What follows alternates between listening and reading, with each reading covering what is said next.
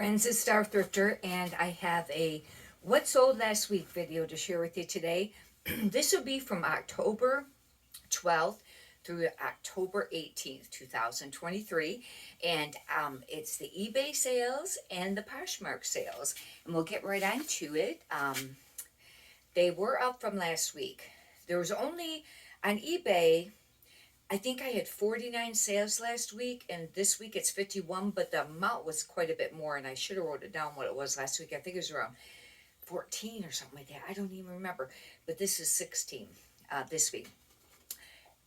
It's 1,653.32. That would be the gross for the eBay sales, and then you subtract the tax and the fees, and that leaves a net of $886.03.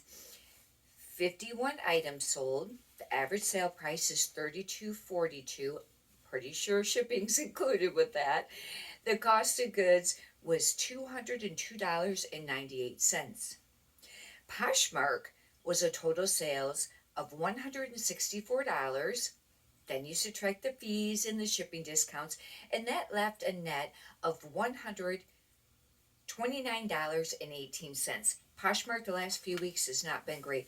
I did go through a little phase there where I wasn't listing every day, but last week I was listing quite a bit. But then towards the towards the weekend, I wasn't, because sales it was terrible over the weekend. But anyways, I did have some sales yesterday and today on Poshmark. 5 sales on Poshmark. The average sales price was $32.80, and I don't know if the shipping shouldn't be included on the Poshmark one, I don't think. The cost of goods was $19.90. If you add the two gross together, that would be your eBay gross and your Poshmark gross. It's $1,817.52. Then you subtract all the stuff from it, and you get a net of $1,015.21. That would be after all the fees and the sales tax. Poshmark sales tax I have off to the side because they don't have it in their figures. But that is up from last week, and that does make me happy. Now, if it stayed at that and you figure 4 weeks in the month, that'd be around 4,000. But then from there, you have to subtract, your other expenses, and you have you have all these different expenses, but at the end of the year, obviously a lot of them, big majority of them should all be write-offs for the most part. And then you have your own tax that you have to pay on it, your own income tax. Anyhow, I thought I'd go over just a few of the sales on each platform to kind of give you an idea what had sold. And this is notations, and it's a plus. This is a plus size. I think these were a 2X, and they were black velvet, and that's how come they sold. And they sold for $20, and then shipping would have been additional. These are some eBay sales. The next one is a J. Jill cardigan, but it was linen, and I think it might have been. It's a linen blend, I think, and I was surprised it sold because this was only, I think, like a medium. Right around there, medium or a large, and it sold for $25. With J. Jill, I've decided to pretty much not pick up hardly any of it unless it's plus size or a really great piece. It just seems like it, sits a little bit. However, quite a long time ago, I would search on eBay, and if you there was a way to search the top brands that were searched on eBay, and for clothing, J. Jill was always right up there, like the top 5 at least. I don't know if that could still be the case now, but too, the market's probably very flooded. There's a lot of pieces listed. I haven't checked that for a while. I have to check that again. The next item is an Eileen Fisher, and it was 100% silk, size small. It was a button-up black blouse, very nice. That sold for $30. And then this is a Patagonia, but this was an extra small plaid flannel, and it sold for $22. I have 1 or 2 other Patagonia flannels that's been sitting for quite a while, but they were listed quite a while ago. Probably need to refresh them, but they were small sizes. Patagonia could be a great brand. However, I have heard that it's kind of slowing down a little bit, I think, on the sell-through rate now. I don't know about the pricing. However, there's still a lot of great pieces. Just do your comps before you spend very much money on a piece. This next item I wanted to show you because it was an Anthropologie skirt, and it was FEI. I wouldn't recommend running out and buying a whole bunch of the FEI, but I think the sold because of the fact that it was like a prairie tiered looking skirt, and it sold for $39.50, and that was used. I thought that was an excellent sale. And Anthropologie, I don't pick up hardly any of those pieces.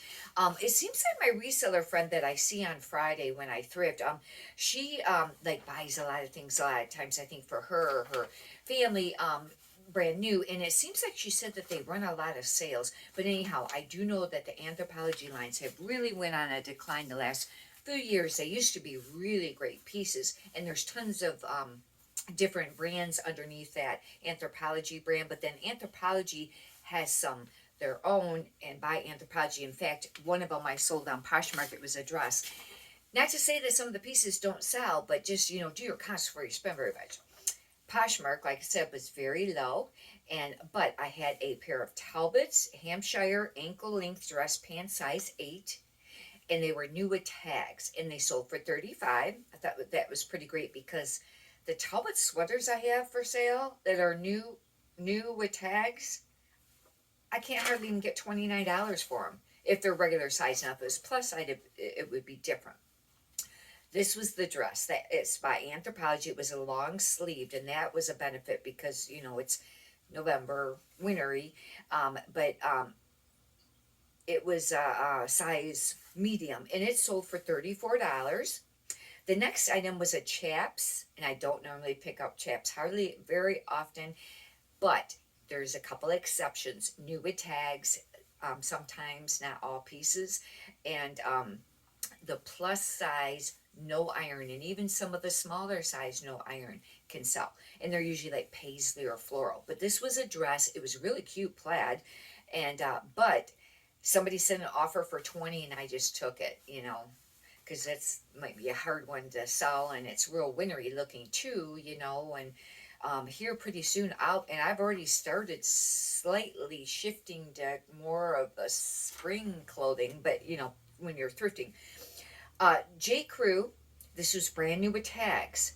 That's how come it sold for this much. And it was washable merino wool blend. It was a turtleneck sweater, medium, and it sold for 55. That's how come it sold for a lot. I did have 100% cashmere J. Crew, and I think it sold for around $60. I don't know if it sold on eBay or Poshmark. I don't remember, but otherwise, use J. Crew only certain pieces. The wool blazer sometimes can, but I find they sit a little bit, just watch it. But it could be the price point too, of where you're listing things.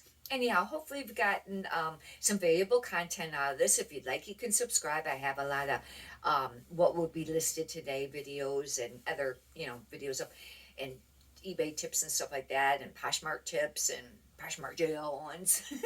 And if you're not familiar with that, you can check it out. And what that and how that can happen and how you figure out that it happens. And if you could push the thumbs up button, I greatly appreciate that too. Many prosperous sales to you. Thank you.